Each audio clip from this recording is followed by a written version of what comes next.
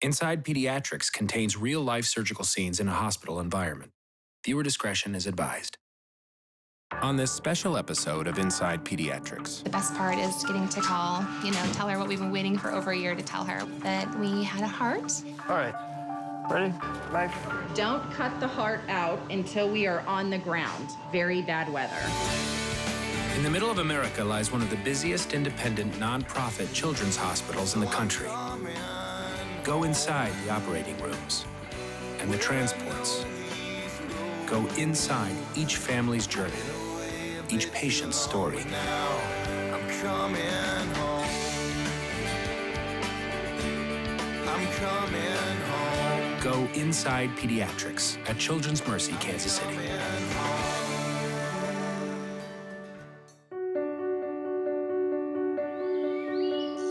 Can you do peekaboo? Where's Sawyer? Where's Sawyer? Peekaboo. Little Sawyer looks like a perfect baby girl until you see the IV line in her arm. Gee, you would never know because she doesn't show the symptoms like a normal heart baby would. It's until they do the tests and the echoes and the EKGs and the blood work and we realize she's not doing so good. Sawyers Heart is deformed and can't pump properly. Hello? Nurse Jacqueline Summers checks Sawyer twice a week.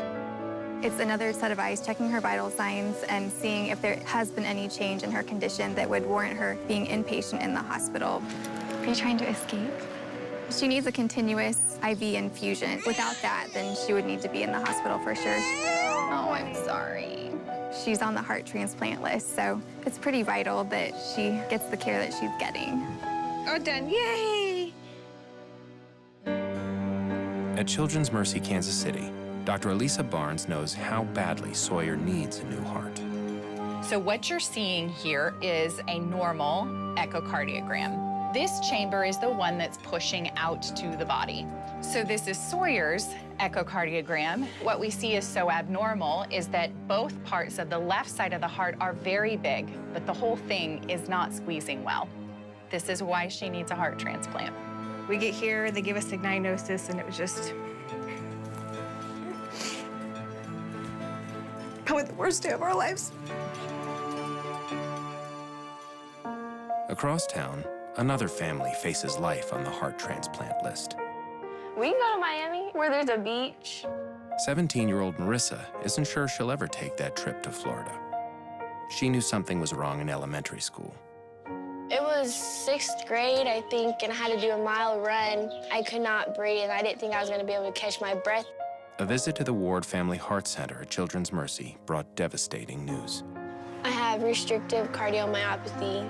They thought, I was going to die in, 2 to 5 years. And me and my mom, we just started bawling. We were crying and crying and crying. Around-the-clock medication pumped through a fanny pack IV helps Marissa's heartbeat. But the disease is progressing, and a transplant is Marissa's only chance. When we first found out that she was going to get on the transplant list, and she told me, but Mom, what if I die? There's probably not enough room in heaven for me. And I said, no, honey, there's plenty of room. Are you nervous? I'm really nervous, but I'm ready. Thursdays are checkup days for Marisa and Sawyer. Hi. All right. Everything else going okay at home? Yes, really good. Okay, excellent.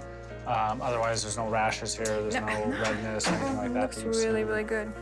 All right, let me take a listen. One of the biggest challenges, I think, to people who are waiting for a heart transplant is that you never know when you're going to get that phone call. And while you're waiting for that phone call, obviously, you need to have good medical support.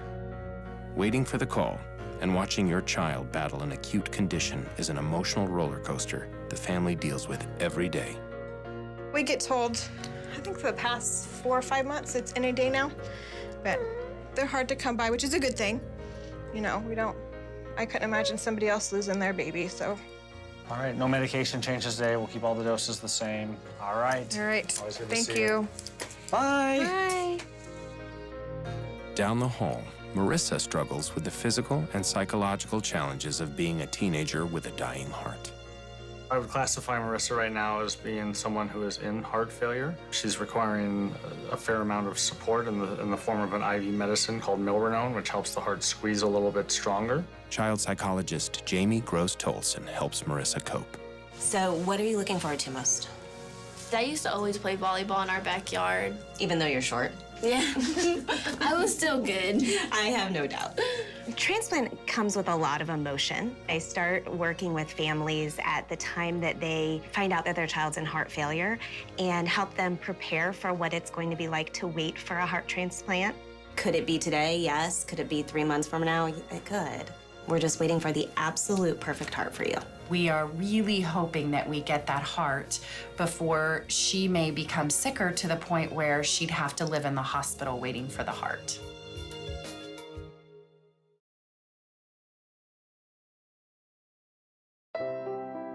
Marisa and Sawyer are not the only ones waiting at Children's Mercy for the gift of life.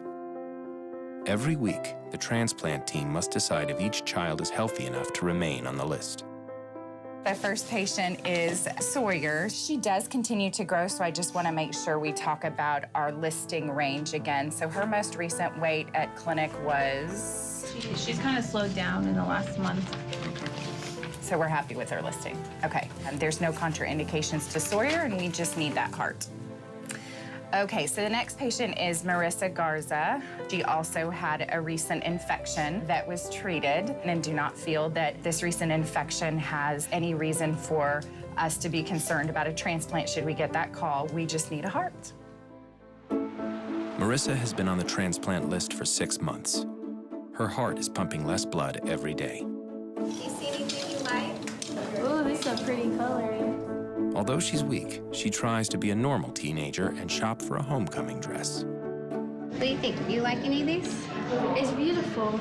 It says more like, I'm a senior getting ready to graduate and go on. Yeah. We want to put in a well-functioning heart that gives her the opportunity to go back to living life. That's a special heart to find. When the time comes, I will probably be scared and nervous, but I mean, it's gonna be better in the long run. Even on good days, medicine rules Marisa's life. She has to leave because her IV is getting low. So we got like 5 minutes to get home. This wait is well worth it because I know what is at the end of this rainbow and that we can, if we're patient, get the right heart for her. 5 months later, Sawyer has survived blood clots and infections. And she has a new baby sister. But she's still waiting for a heart. She's been listed since she's 3 months, and she's 18 months old now, so it's hard.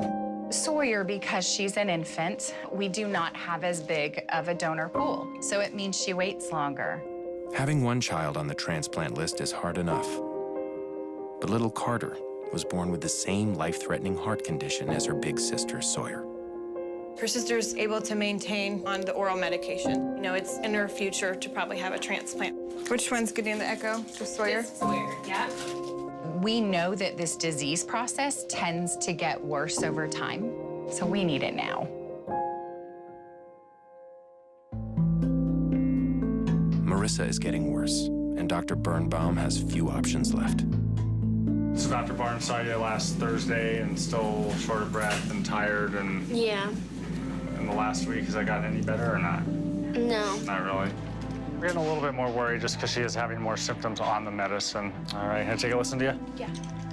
When we first started the medicine, she did pretty well for the first month or so, but then has since kind of gotten a little bit more tired and got back to where she was before we started the IV. I don't think it's like really working anymore, so they're making it higher because I'm tired again.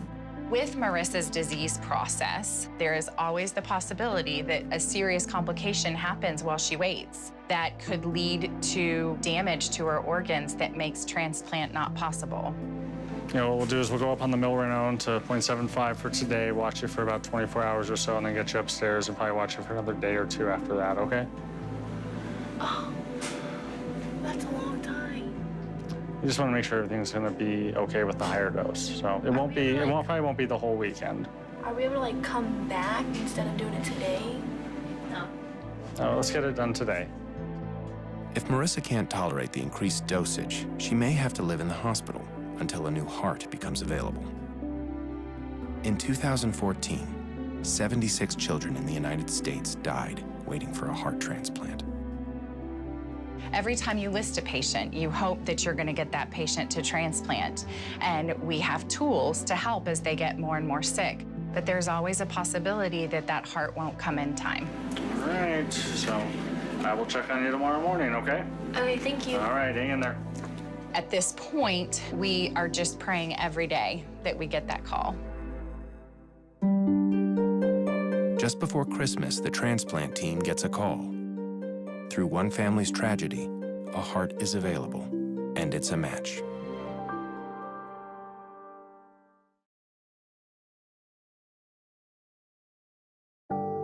Somewhere a family is grieving, but their courage and their child's heart could save a Kansas City child desperately waiting for a donor. I got the call and they let me know that we had a heart. So the best part is getting to call the mother, tell her what we've been waiting for over a year to tell her. Dr. James O'Brien is called in for immediate surgery and to prepare the family for the agonizing night ahead. Looking at my phone, and it said I've got 3 missed calls from the hospital. That, it was pretty surreal, like this is it. So I immediately called Kyle. I just got home from work, and Topeka, Kansas is where I'm working, and like she said, she called me and said it's time, and it was scary. The surgery itself terrifies me. But knowing that Sawyer can give up her backpack, she can get rid of this central line. I know it's for the better, but just having your daughter opened up and you just think of the worst. Like, the big deal is that she can take a real bath. She's never played in water. She's never played with bath toys. She's never been able to be a normal child. It's time. We have the perfect heart. 3:39 a.m. This is the hardest moment Alyssa and Kyle have ever faced. Stress from the unexpected call, fear for their daughter, grief for the family whose loss could save Sawyer's life. I'll see you later. The emotions are overwhelming. Hi, sweetness. How are you? You tell Mama it's okay. We take good care of you.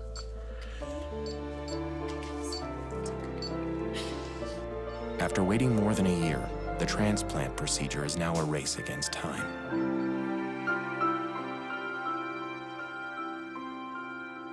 This is Sawyer, Eileen, Fern.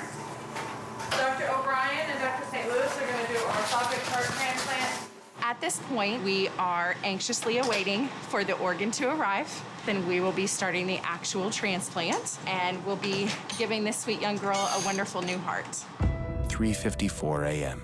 Dr. St. Louis is returning to Kansas City with the donor heart. But the weather is so bad, he cannot land. We'll wait to hear from them as soon as they touch down, then we'll start.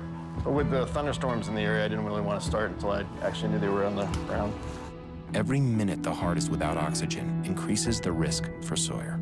So from the time the donor heart's separated from the individual, then it's no longer getting its own blood supply. And so in order to preserve it and make sure the muscle works, you give it some preservatives and you keep it cold. But then from there until the time that the blood comes back to the heart muscle itself, that's what we call the cold ischemic time, the time that the heart's not getting any oxygen and it's kept on ice. And we like to keep that less than 4 hours, ideally. 4:58 a.m. The cold ischemic time clock has passed 2 hours, but Dr. St. Louis is still circling. The team must find a way to save time. He's texting me again. I put want Jim to start, and he said, yes, go ahead. It's bad up here. All right. Ready? All ready. Knife. Dr. O'Brien has started working with Sawyer so that when the heart arrives, they're ready to basically take the sick heart out, put the healthy heart in, and get it sewn in and pumping as soon as we can. Lungs down, please. Yep. So he said we don't cut the heart out until we are on the ground. We are struggling right now, very bad weather. Okay. Thank you. Certainly is a big heart. Wow. This is certainly a worthwhile thing to come back in vacation for. It's a nice Christmas gift for her. I feel awful about whoever's on the other end of this, though. the silent hours before dawn, Sawyer's parents reflect on their daughter's gift of life. It is a gift. It is our Christmas gift.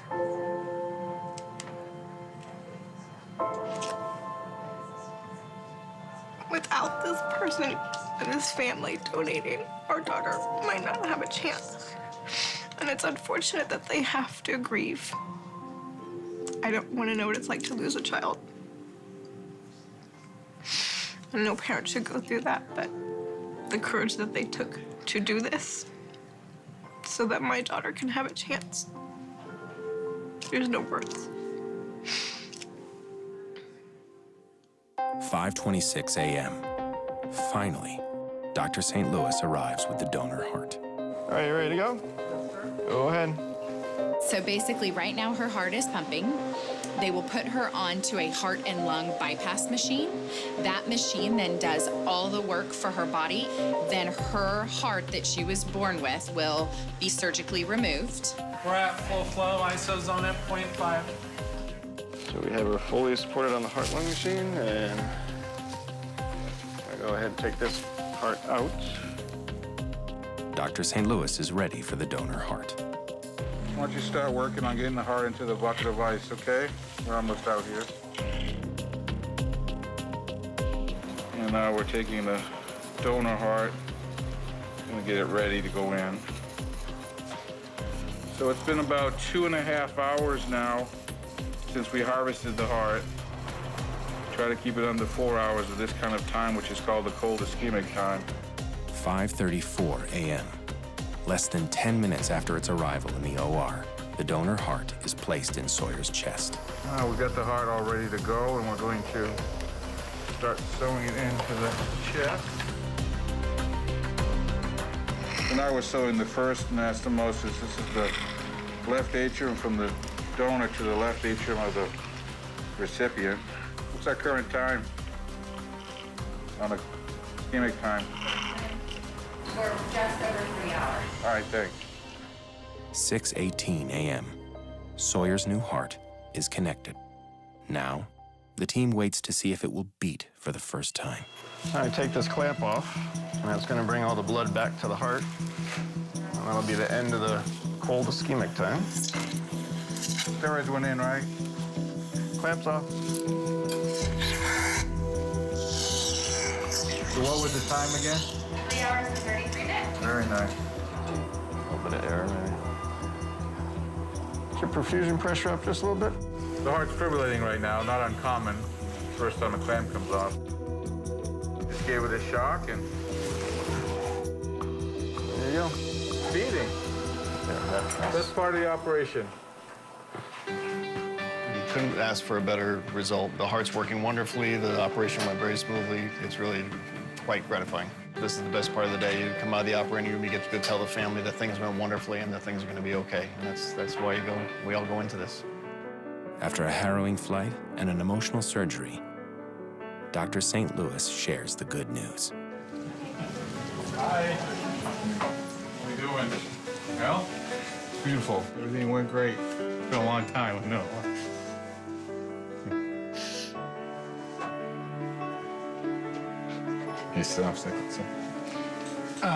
Really good heart. I can't tell you a whole lot, but from a bigger child, so it's working extra hard, which is good.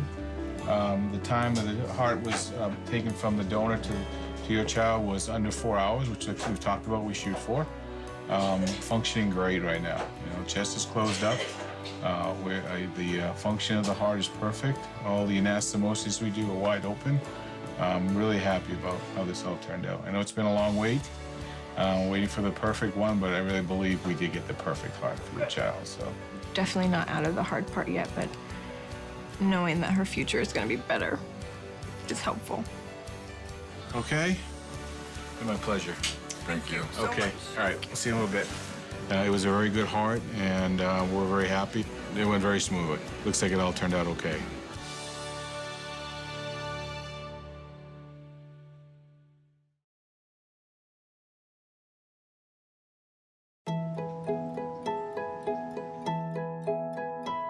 Just 1 week after transplant, Sawyer has made an amazing recovery.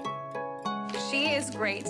She is back to her self. She's got a tinge more sassiness to her, probably, so. I am excited about her future. Yay! We have a long road. The next 3 months are going to be very difficult, very up and down. So a lot of new medications and understanding the timing of medications and lab draws and things to watch out for now that she has a heart transplant and she's immunosuppressed. It's a lot of work here going forward, too, and making sure that that heart stays healthy for as long as she can have it. We're ecstatic at how well she's done. So we'll just take it one day at a time right now, and then we're always available if you need anything. Bye, Sawyer. Goodbye. Bye. Bye. Have a good day. Goodbye. Yes, too. Bye. Marisa and several other children at Children's Mercy hope for their call every day. I'm nervous, anxious, ready. So now we're just waiting for another heart to be offered to me. When you become an organ donor, you don't just help one person. You help more than 8 different people. It literally saves so many other children. So it's an incredibly important thing that we need more of. 9 days after transplant, Sawyer is healthy enough to go home. Thanks, Mom. Love you. We just officially got released to go home. We're excited to give her a bath. It's strange, but she's never had a real bath, so when she's napping, I'm running to the store to grab bath toys so we can have fun in the tub. I think we're pretty excited for her future. You know, it makes me realize that she's a fighter and we'll have a long, healthy, wonderful life. More than 300 children in the United States are waiting for their perfect heart. Their lives depend upon a courageous gift, a dedicated team, and hope. It's really hard. It's good to have a support system, but there is hope and not to give up.